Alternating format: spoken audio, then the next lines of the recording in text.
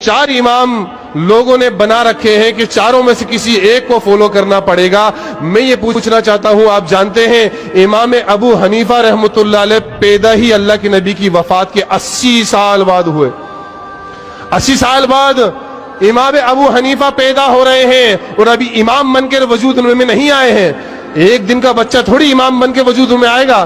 امام بننے کے لیے ابھی علم حاصل کرنا ہے، جوانی کو پہنچنا ہے، اس کے بعد 25 سے 30 سال 40 سال کے بعد اس لائق ہوگا انسان کہ وہ فتوے دے سکے، مسائل بتا سکے۔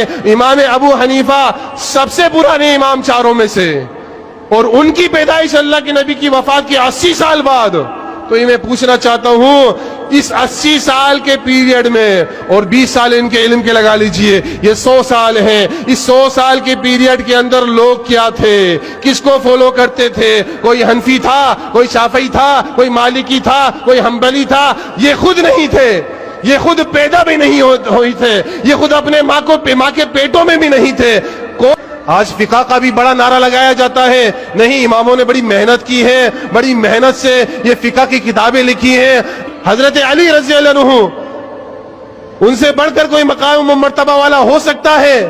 نہ کوئی علوی ہوا، تو پھر ہم کیوں حنفی ہیں، ہم کیوں شافعی ہیں، ہم کیوں مالکی ہیں، ہم کیوں حنبلی ہیں؟ ہم بھی انہی کی طرح دین کو فالو کریں جس طرح انہوں نے دین کو فالو کرا ہے۔ اور انہوں نے دین کہاں سے لیا؟ اللہ اور اس کے رسول سے انہوں نے دین لیا، ہم بھی دین کو وہیں سے لے ہیں۔ یہی اللہ کے نبی کی حقیقی معنوں میں اتباع ہے، پیروی ہے، اللہ کے نبی جناب محمد رسول اللہ صلی اللہ علیہ وسلم کو فالو کرنا ہے۔